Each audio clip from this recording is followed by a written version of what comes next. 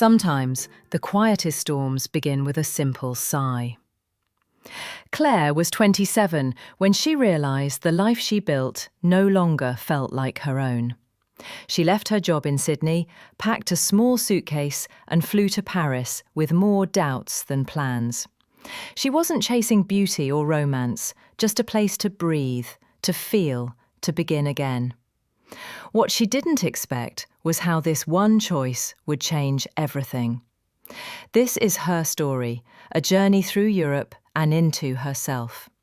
Follow Claire's journey and let us know where you're watching from in the comments. I arrived in Paris on a Tuesday morning. The kind of morning that looks like it hasn't made up its mind. Grey clouds hanging low, a bit of sun trying to break through. My plane landed at Charles de Gaulle just past 8. I hadn't slept much on the flight, but I wasn't tired. I was wired. I had made the decision to leave only 3 days earlier. I didn't even have an itinerary, just a printed hostel confirmation and a backpack that still smelled like my apartment. At the RERB platform, I stood in front of the ticket machine for what felt like forever. The screen blinked in French, then English, then back to French again. I kept pressing the wrong buttons. Behind me, people started forming a line. My heart thumped a little faster. Then a woman, maybe in her 60s, beige coat, red lipstick, stepped forward. She asked, "You go Gare du Nord?" I nodded. She took my card, pressed a few buttons quickly and smiled. "C'est bon." I managed a grateful merci and she gave me a warm pat on the arm before disappearing into the crowd. It was a small moment, but it settled something inside me. Like maybe the city wasn't going to be as cold as I feared. I boarded the train and found a seat by the window. The suburbs of Paris flickered by. Rows of cream buildings, graffiti-covered walls, people smoking under bridges. At one stop, a young guy with a guitar stepped in and began to play something jazzy and bright. I didn't know the tune, but it fit. Suddenly, this wasn't just transit, it was already part of the story. The hostel was tucked away in the 11th arrondissement, narrow streets, peeling paint, cafes with chairs turned toward the sidewalk like people waiting to be noticed. I checked in with a guy who didn't look up from his screen. My room was on the 3rd floor, no elevator, of course. I pushed open the door. There was someone already inside, a girl lying on the bottom bunk, with headphones on staring at her phone. She didn't look up. I hesitated, then quietly took the top bunk. Unpacked in silence, every creak of my backpack zipper felt deafening. I lay there for a while, not moving, wondering why I came, wondering what I was doing. I finally climbed down from the bunk to grab a bottle of water. The girl on the bottom bed took off her headphones. We exchanged a quick glance. "Hey," I said. "Hi," she replied, with a slight accent. "I'm Claire, from Australia. Leonie, Germany." We both smiled at the awkwardness. "You just got here?" she asked. "Yeah, this morning. You?"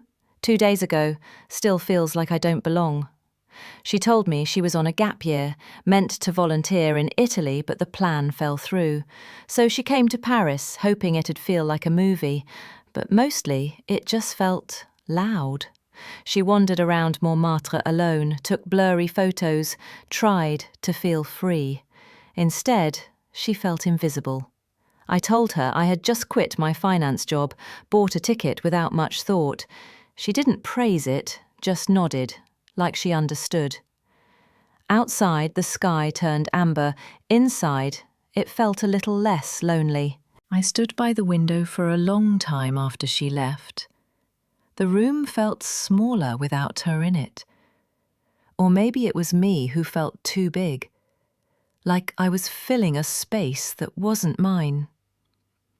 So I grabbed my windbreaker and stepped out into the soft light of a Paris afternoon. Alone. Not because I had to, but because I wanted to feel something real.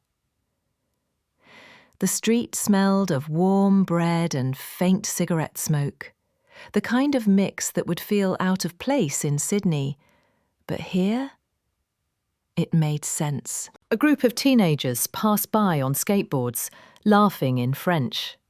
An old woman watered plants from her tiny third-floor balcony. No one noticed me, and for the first time in a while, that didn't feel like loneliness. It felt like freedom. I wandered aimlessly, past bakery windows lined with golden croissants, past a florist sweeping fallen petals from the footpath. The city didn't perform for me, it just was, unbothered, unapologetic.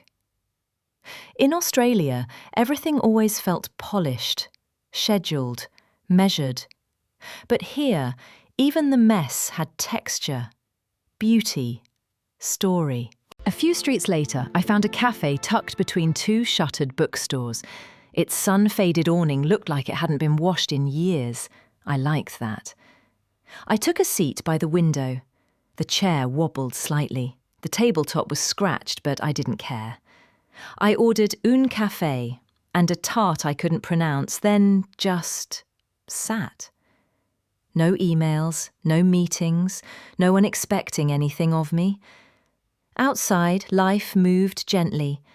A man in a tailored coat walked his dog with the calm of someone who had nowhere urgent to be. A couple argued softly over a map, then kissed. Two kids chased pigeons across the square. Back home, my days had been filled with numbers, spreadsheets, the dull ache of fluorescent lights. But here, on this quiet corner of Paris, my first real day of freedom tasted like strong coffee and apple tart. I didn't know what tomorrow would look like. I barely knew what today meant. But in that moment, I knew one thing. I had left the version of myself that felt small, scared, and stuck thousands of miles behind. And maybe, just maybe, that was the beginning of something beautiful.